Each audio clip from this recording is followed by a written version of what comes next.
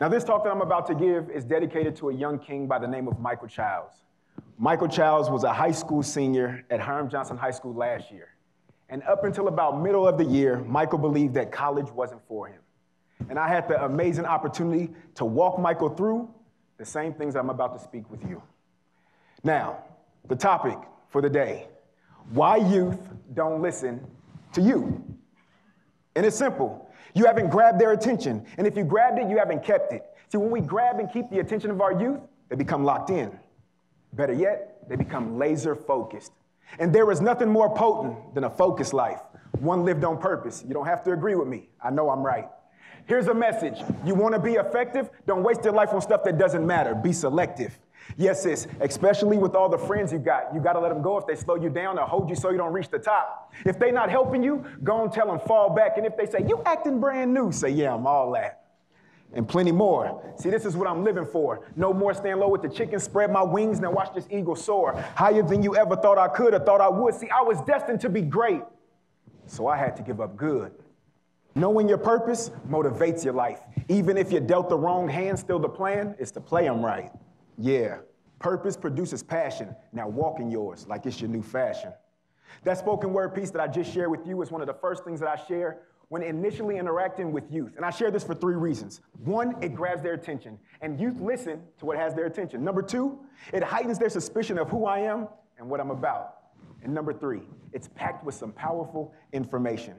And I bet each and every one of us today have some great information that if we shared it with our youth and they applied it, their lives would be transformed. So with the remaining time that I have with you today, I want to share with you some strategies and some techniques that I've mastered over my 17 years of being a youth speaker and a student success coach. Now, not only will these techniques help you grab and keep the attention, but ultimately, it will help you transform our youth's lives with ease.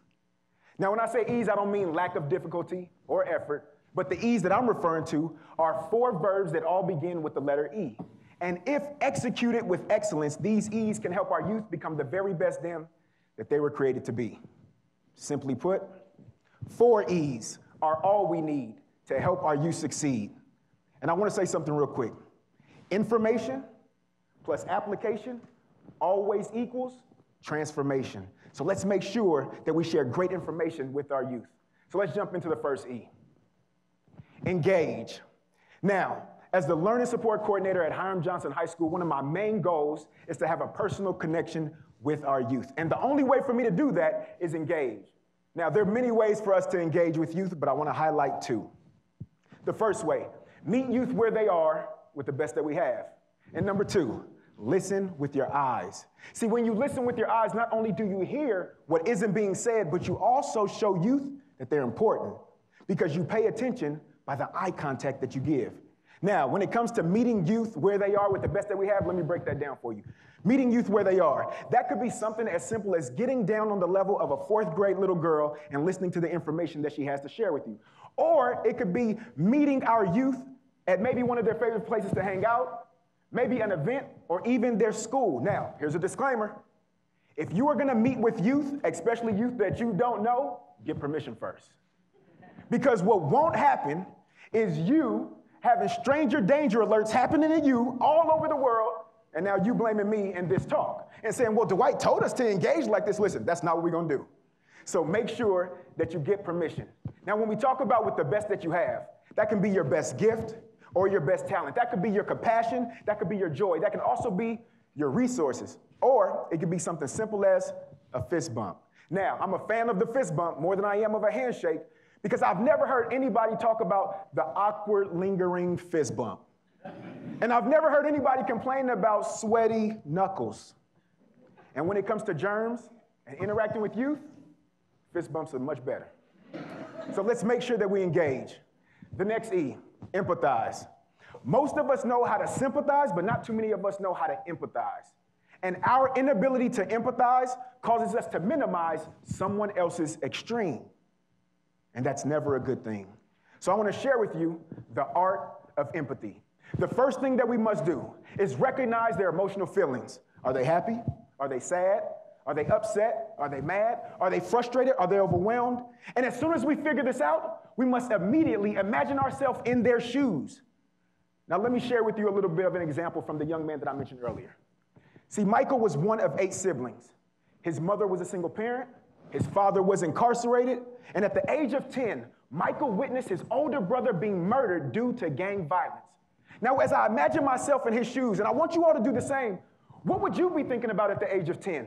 What would be going through your mind at the age of 14? And better yet, what would you be thinking about at the age of 18?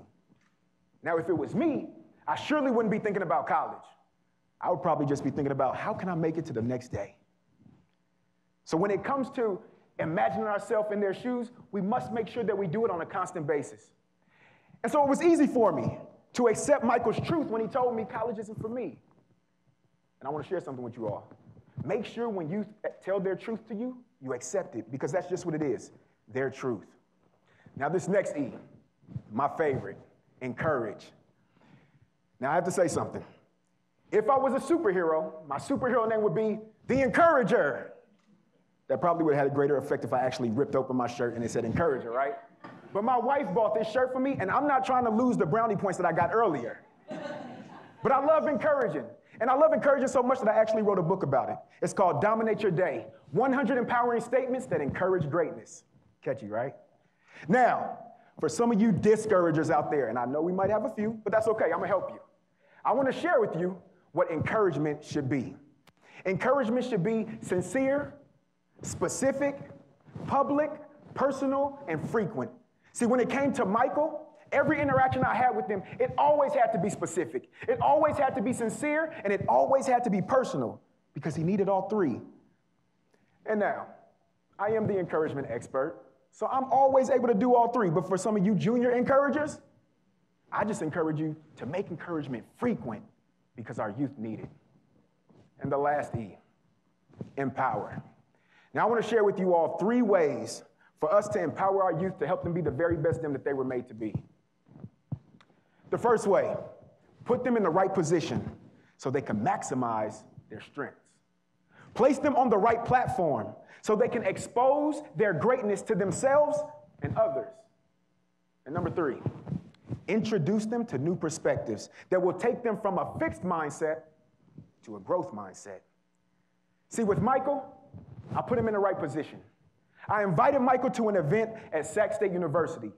That was actually the university where Michael actually wanted to go after he started believing that he can actually attend college.